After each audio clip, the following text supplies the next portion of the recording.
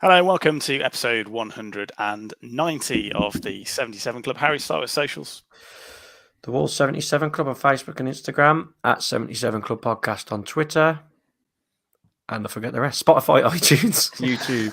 Please subscribe and tell your mom and dad this week. Yeah. Dan Bates is here. Hello, everybody. Hello, Wolves fans. Don't tell your mums because Sam will be after them. That certainly is true. Jack Williams is here. Hello, everybody. How are we doing? Yeah, Jack is wearing something. I don't know if anyone's ever seen the Wild Thornberrys. That's what Jack looks like today. He looks a bit. If he had Harry's nose, it would be Nigel Thornberry. And my hair. He looks like a failed explorer. You've gone with the beige shirt, Jack, but apparently it's one of your favourites. I've just got back from work at the safari park. Scream if you want to go faster. Right, okay. So Harry, European dream. It's off. It's on. Results go our way, and then we go to Burnley. And to be fair, we don't really ever get a result at Burnley. This time was no different. No Chris Wood to score against us this time, but Vidra did the job in the 62nd minute. Just thoughts on that abominable display. As I said, I don't know why we even get our hopes up anymore.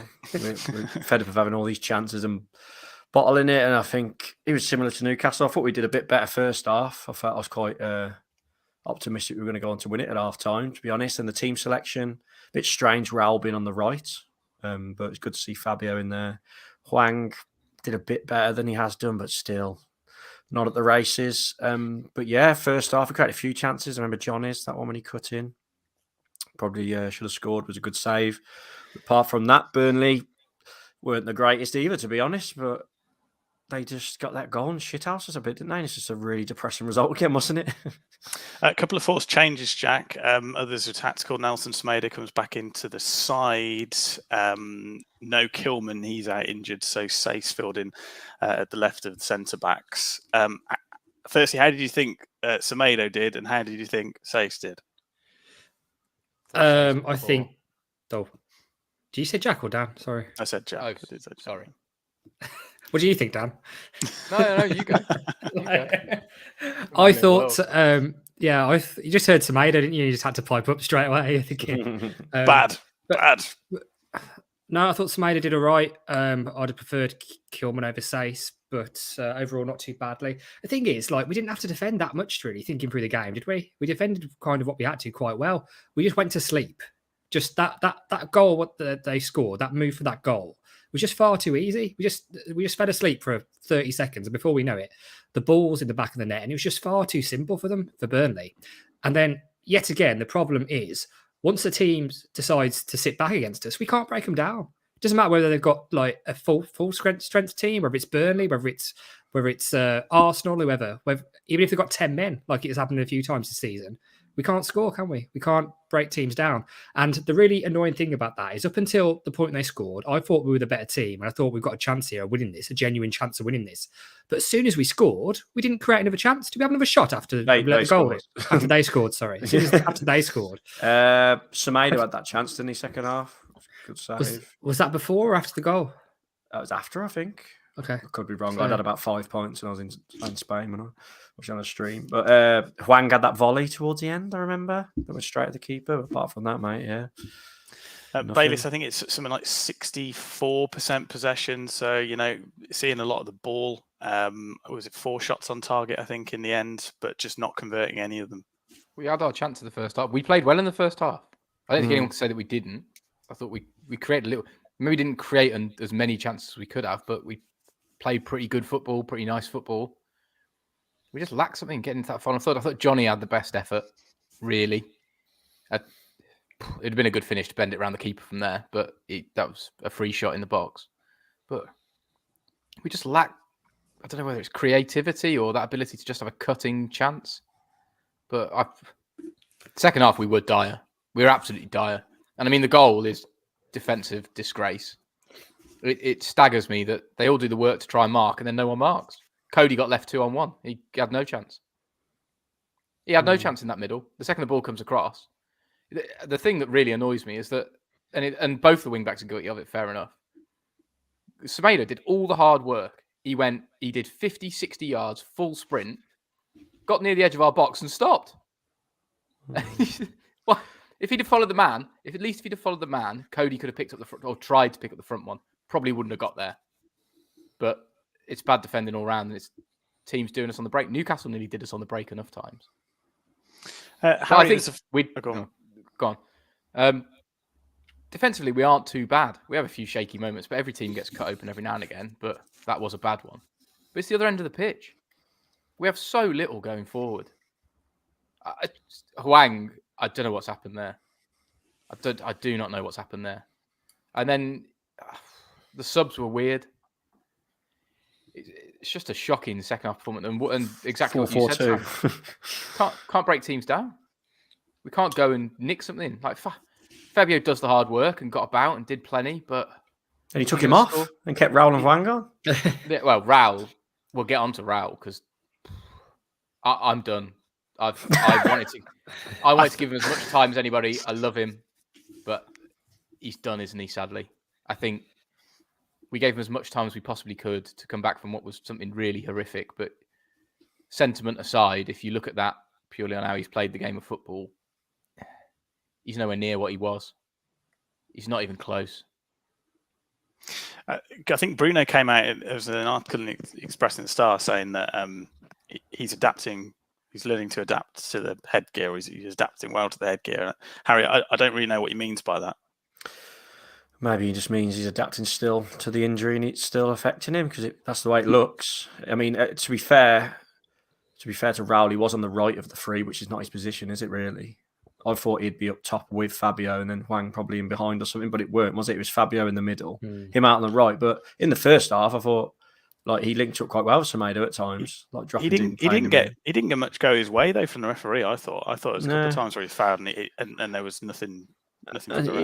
It's just Harry, like he doesn't even look like scoring, does he? Like he doesn't even feel like he's going to score half the time. That's the problem. Harry, what you said about the whole link-up thing, both sides of the pitch, this is, but it happened a lot on the right on Sunday. They're playing those balls. They're playing those nice triangles. They're 10 to 15 yards further back down the pitch than they need to be to actually make it a chance. They come and play 10 yards over the halfway line, 15 yards over the halfway line, some lovely tippy-tappy stuff into nowhere. It's weird. It's like they've got this. I think Semedo. I tried to count it, but I lost track. I was buggering around, but there's no sort of that. You get those nice sort of triangular balls, and then one goes down the line, and you think, "Oh, we're in here." Yeah. Get around the back, use your strength, or use your pace, or whip one in early. We don't do it. It just sort of everything happens way too deep. Talking of the wing backs, though, there was a couple of occasions we did do it, and it was Johnny's chance first half and Semedo's second half. So when we did get a bit more forward, like you say, we're too deep. At least we had a couple of chances on target from our wing backs, but it just didn't happen enough, did it? And it was very pedestrian. The passing there's no urgency to the passing, is there? Really?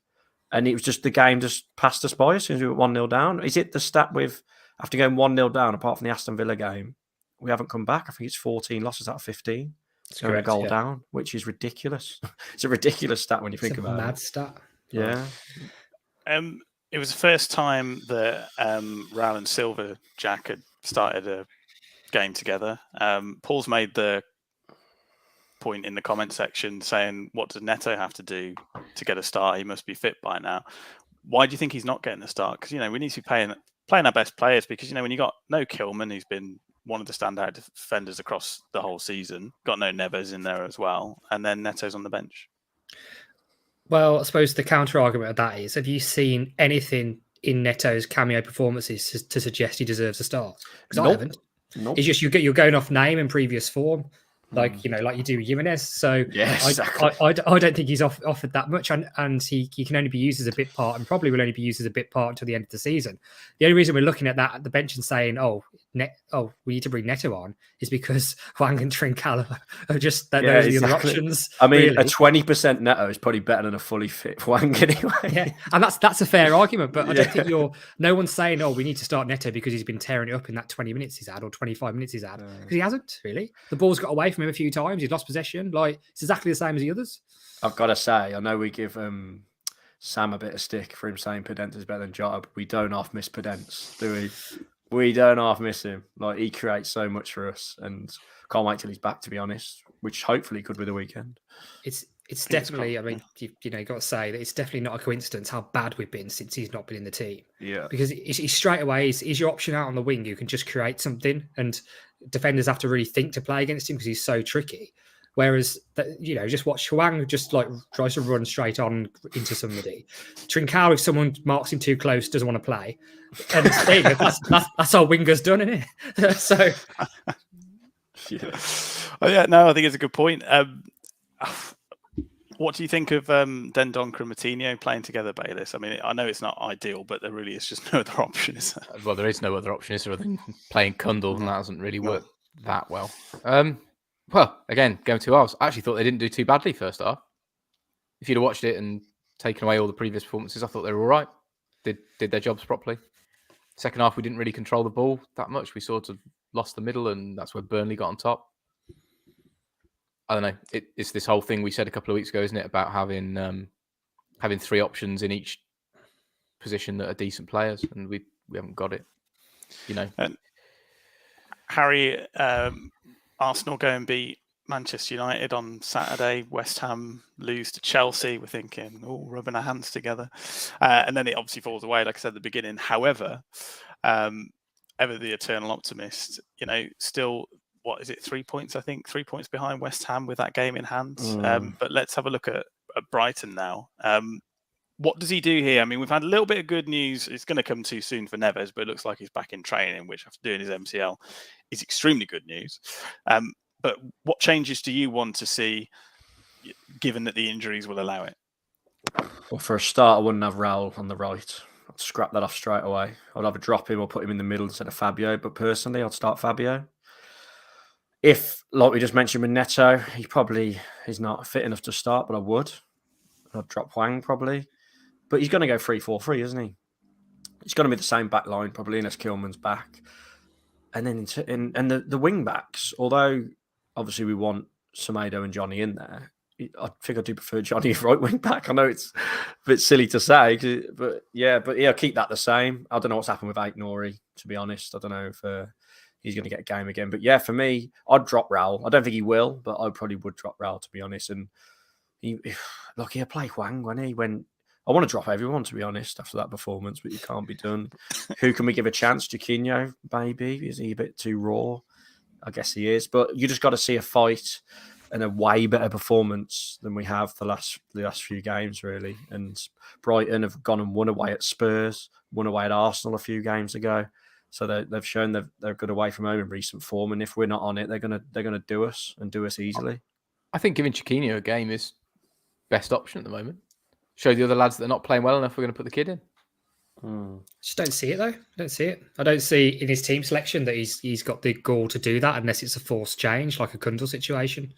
So it'll be, I think, because we're at home and it's a must. I know we said the other day it was a must win, but the results keep just going our way enough to give us hope, don't they? I know. So, and if West Ham get properly distracted by this Europa thing, which you can't blame them for, really, if they've got a Europa League final coming up, then they could just, like they did against Chelsea, they played a weakened team, didn't they?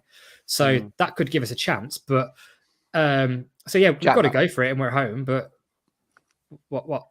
That was our 4th chance on Sunday. That was our 4th opportunity to do it. Like, we're not going to do it, are we?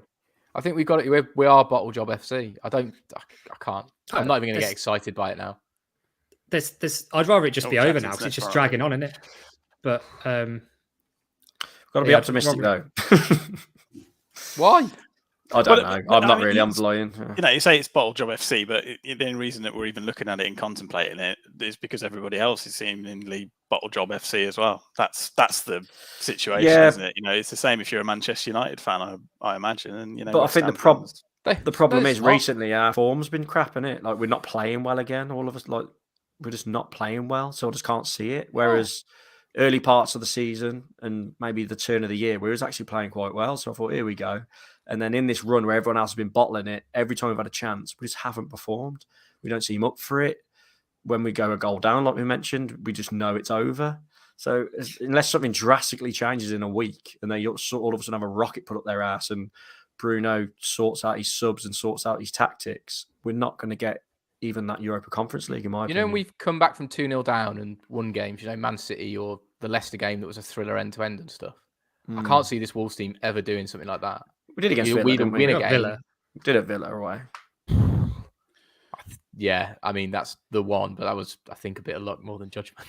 Yeah, that is the one. Definitely, it is the only one, isn't it? That's the only time it's happened this season. That's the point, really. Mm. And going forward, it's I mean, depressing. I can't see us grinding something. Going and getting something, going and really fighting for a scrappy result. Getting battered for 80 minutes and nicking one. It just doesn't feel like Wolves are going to do that. We're saying about other teams bottling it around us. Man United lost. Fair enough, they got battered, but Manchester United taken 4 points in the last 5 games. Dan, what do you think about and that? they're crap, but so are we. Well, at the moment. yeah, but that's my What have point. we lost 6 in 8, haven't we? That's the run. Man United went and got battered by Liverpool, probably the best team on earth. We went and lost to fucking Burnley. Manchester United, they lost to Everton. I don't think they're as bad as Burnley. Well, The Burnley thing are is- just above them, aren't they? The problem we've got as us lads is if we do beat Brighton Saturday, we'll all be doing cartwheels again next week on this podcast. I won't now. I'm done. I want the season to end. We've said this a lot this year. I'm bored of hope. Just give me crushing disappointment. Still been a great season though. It's been nice, lads. We've still done better than we thought. It's yeah, that's true, but it's a massive missed opportunity. And the thing is, even if we do win on Saturday and beat Brighton at home, which is entirely possible, especially if we've got a couple of players back, have you seen anything in the performances against Burnley, Newcastle, and Leeds to suggest we're going to go and then get something against the top 3 to get European football? No. Not at all. Not in the slightest. So, And if Brighton beat Newcastle. us, they're only like 4 or 5 points behind us, I think, 6. And there's teams like Newcastle who could take over us now. It's so weird how all of a sudden the last, like we said, lost 6 in 8. Newcastle is 6 points behind us with a game, having played a game more. Oh, there we go. But you know what I mean? We could lose every game and they have a little bit of a run and then we're down in 10th, 11th. Still a good season, but it's just mad that we were top 4 at one point. We have got to win one before the end of the season or else it's not going to end well. we've got Norwich at home. So there we go. Yeah, well. that's our end of season party. 1-0, Timo Pukki. Cheers. But it's not that. It's just that the performances are getting a bit boring to watch again as well, like what Nuno got criticised for.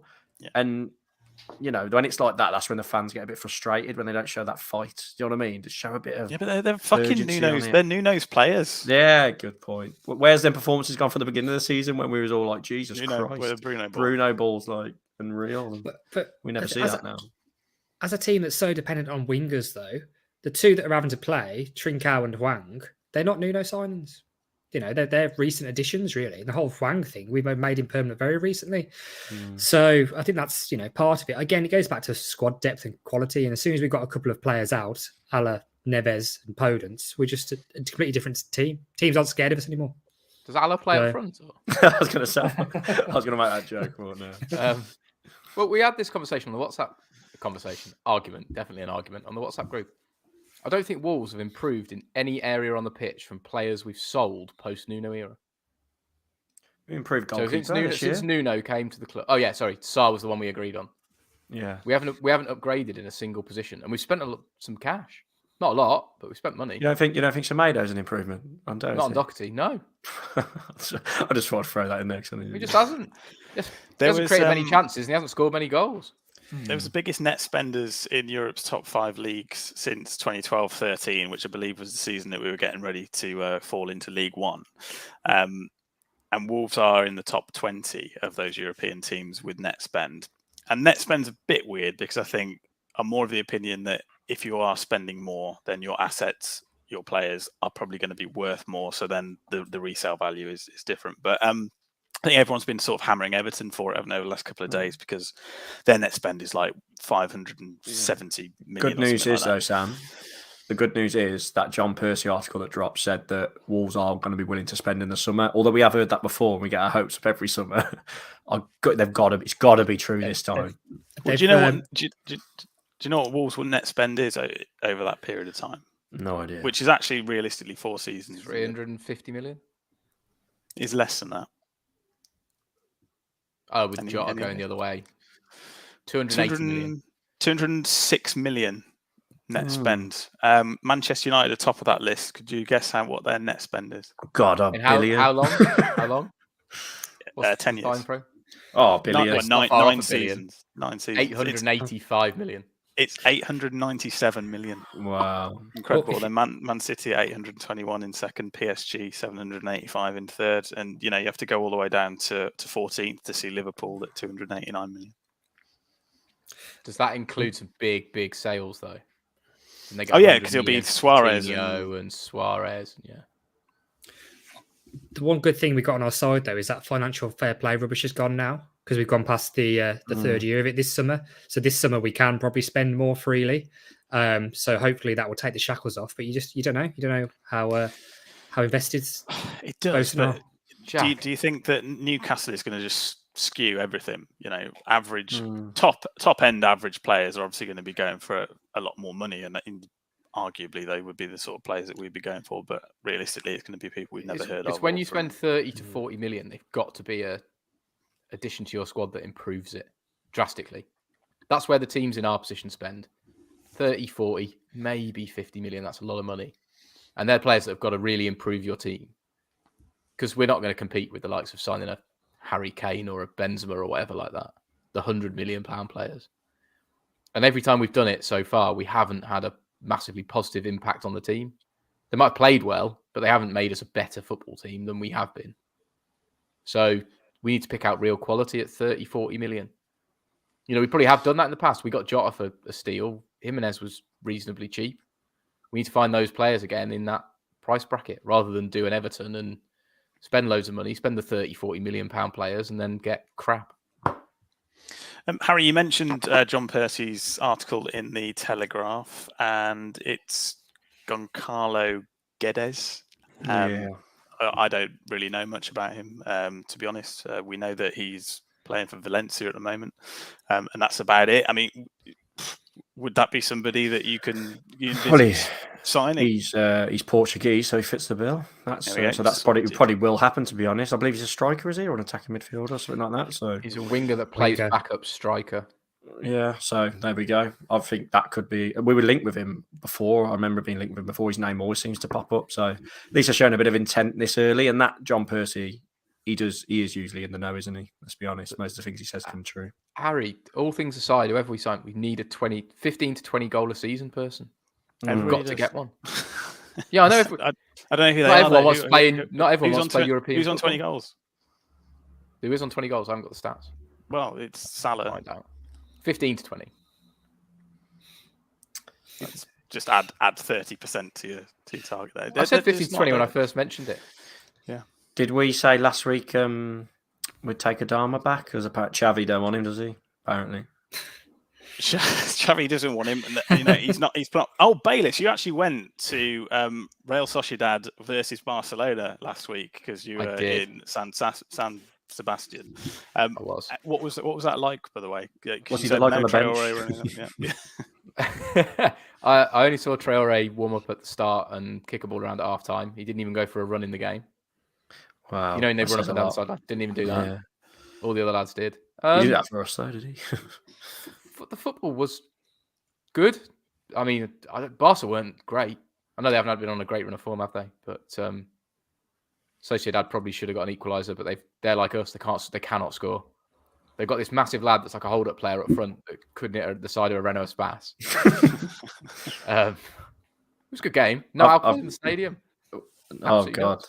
I've got to say, I think you lads have all done it before, haven't you, the Nou Camp tour?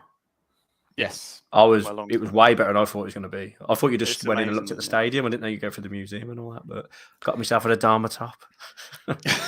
From the lucky man. Yeah. It was a fake. It was, but I still sunglasses. Sorry, it was my fault talking about net spend then, but in terms of a score prediction for Brighton, Harry? I'll get back. 2-1 Brighton. Jack? Just a thought on what Dan just said, and they had a big bloke playing up front for Sociedad. Is that not where William Jose came from? It wasn't William Jose. It wasn't William Jose. Okay, I didn't just check it. I can't remember what his name on that began with S. He was a massive bloke. Could hold the ball up, and that's all he could do. Okay. A score prediction for Brighton. What will keep the hope going? Probably 1-0 Wolves. Yeah. Bayliss? 1-1. 1-1. Perfect. Jack William Jose is on loan at Real Betis, so that's why he wasn't playing for Sociedad. But you are correct. Let's get your latest betting odds and ticket news. I'll do that. I won't talk about Spanish football anymore. Right, I have got a couple of odds. There's some Good. big price things on Sky Bet already. You know, the select to bet stuff. Excellent. Bolly and Basuma to make 10 tackles between themselves. Not that's a lot of each other, tackles. as in the whole game. 20-1. That's a lot of tackles, isn't it? That is a lot of tackles. Do you want a really unlikely one? Silva and Trossard to have 6+ shots on target between them. 100-1. I like Trossard. I do. I think he's a good player. We aren't having Silva and Fabio. 3 shots. 2-1 Wolves. Fabio Silva first goal. 40-1. The odds aren't great. The value. But Wolves are above even money. 1.7. So wow, the value in it. 1-1 draw. Nelson Semedo to score first. Oh God, I got these all seem 200. short. Yeah, go 200. It's 160-1. It's pretty short. Wow, I see all the shots he had against Burnley. 1. Only one. Is that it? That's all I've got this week. Yes. That's all he's got this week. Thank you very much for that. And Jack has your ticket news. I have got. Yeah, there's not many games left, but I have got the away ticket information for the Liverpool game, the very last game of the season, where you could potentially see Liverpool lift the trophy. So it's worth going just for that, really. So allocation of see Jota have the Premier League medal. Yeah, basically. Allocation of 2,936, which is a bit tight, not quite the 3,000. On sale to the gold away season tickets as of Friday the 29th, the silvers as of Tuesday the 3rd of May, then on the points starting with 1,200 as of Thursday the 5th of May. That's a Sunday 4 p.m. kickoff. Obviously they all kick off at the same time, don't they, on the last day of the season, but I plan to go up. I think we're going to go up on the Saturday and make a night of it, stop over and then watch the football the next day. Last game of the season, all that in it. Lovely. And of course, the Manchester City game at Molineux, that's been moved to, it's an 8:15 kickoff. Weird that. Why 8:15, lads? Why did they do it to us? Don't know.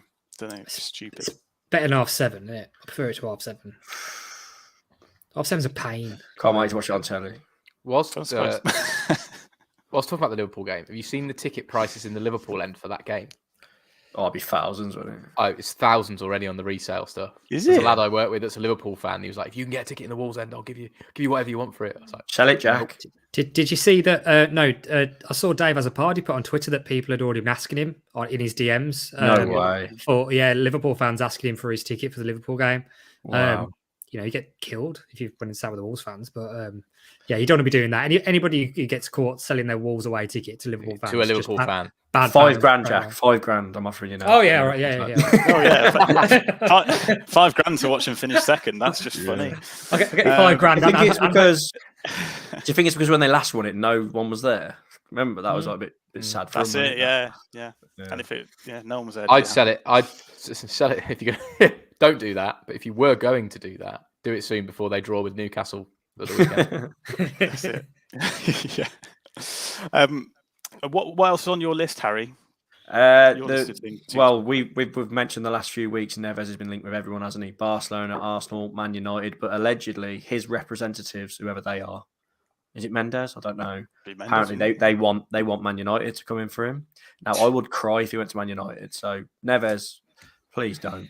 Just anyone but Man United. I'd rather go abroad with anybody but Man United. I would rather him go to the Albion or the Villa than go to maybe better. Yeah. I'd rather he retired. No, I don't know. Would Manchester United be a step in the right direction for him, Harry? I don't know, really. Not well. If you look at the table, no. But in terms of club size, yes. But they've got a massive rebuild to do, haven't they? I think they've got a £200 million budget, so they would be over £1 billion now, as we know. They've done 870, is it? So they're going to throw loads of money at it with this new manager. Probably fail again, but he ain't going to turn it down, is he, Man United? I don't think he will. Why not? Why would you want to go there? Because we hate Man United, Bayless, but he's a Portuguese lad. He ain't got the hate for Man United like us. He just sees it for his career. Look at what they're doing to their own players at the moment. Yeah. It's a big risk, but it's a risk worth taking because they'll probably double his pay straight away. And if at Man United, you get big transfer fees, big wages, and they seem to accept mediocrity on the pitch at the moment. So, like, what are you going to do? I mean, Ten Hag, though, from, usually bringing in youth players and bringing through academy prospects. I mean, it does help when you've got probably one of the best academies that Europe's ever seen. But let's not talk about Man United, because I fucking hate Man United. Like, there is no one worse than those self-entitled knobheads that they're not even anywhere near Manchester. They know nothing about football, and they get to go up there and have their day out. You talk about Liverpool or Manchester United? No, it's anti-football. It's just move on. Next topic. Trincão's definitely go back to Barcelona. Fine. Good. That's fine by me. Yeah. I mean, to be honest, everybody's saying, do you want Traore back? And we said last week about we'd have him back with open arms. And Jack, do you think he's been taken down a peg a little bit? Because, he's gone from saying, I want to be the highest paid player at this club. And then, I'm going to get my move to Barcelona. I won't take that pay rise yet because I love the club. And then he gets about 7 minutes of action. Maybe it's a reality check for him. But the bottom line is, even if he comes back in the summer temporarily, if he wants to go, he's got to go, isn't he? Because if his head's already set on going somewhere else and tearing it up.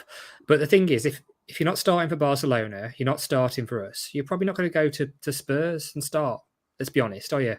It's to do with the type of player he is, and obviously, it's not just his burst, which he's unstoppable when he starts, but it's the other stuff in his game, isn't it? Obviously he's finishing, his passing, and he's defending, and not he's quick. So, can you imagine that though? Like that bloke, that game kicked off at 9:30 at night. So he's literally, I guess they flew, but it would be like a 5-hour drive otherwise from Barcelona to San Sebastian. Yeah, they flew, wouldn't they? Yeah. I guess they flew. But the Barcelona Football Club, get a bus. Yeah. I've got to say though, I was surprised. Like in the merchandise shop when I was there, he was everywhere. Like commercially, so I don't know if the fans actually like him, but so he's gone all the way there. He's literally put on a pair of boots and socks and shorts and warmed up, sat there for an hour and a half. It's got to midnight. He's walked back in, got dressed, and then he could have been winning us the game at Burnley. For God's sake. Well, it does make a bit of a mockery of the whole thing, doesn't it? Especially if now Barca are reeling back from paying the fee, when even they said at the beginning, Adama's come here, he's not taken a pay increase, he hasn't come for the money, so it's only right that we sign him at the end of it. If he does come back, they should straight away sit him down and say, right, here's that contract again that you wouldn't sign. You've got to sign it now, haven't you? Because it's insurance against your own performances. And then if we do have to sell him, we get more money for it. It works all the way around, really. So hopefully if he comes back, just put him on a long-term contract. And even if he goes after a year then, or even a few months, then... Do you know where I think he's going to go? Mystic Meg time now. Newcastle. Yeah. I think he's going to go to Newcastle. I think it's a great shout. Because they'll pay the money we want because they've got shitloads of money, even though he's only got a year left on his deal, just to get him. It's a possibility. You imagine him and Set Maximan. Maximan.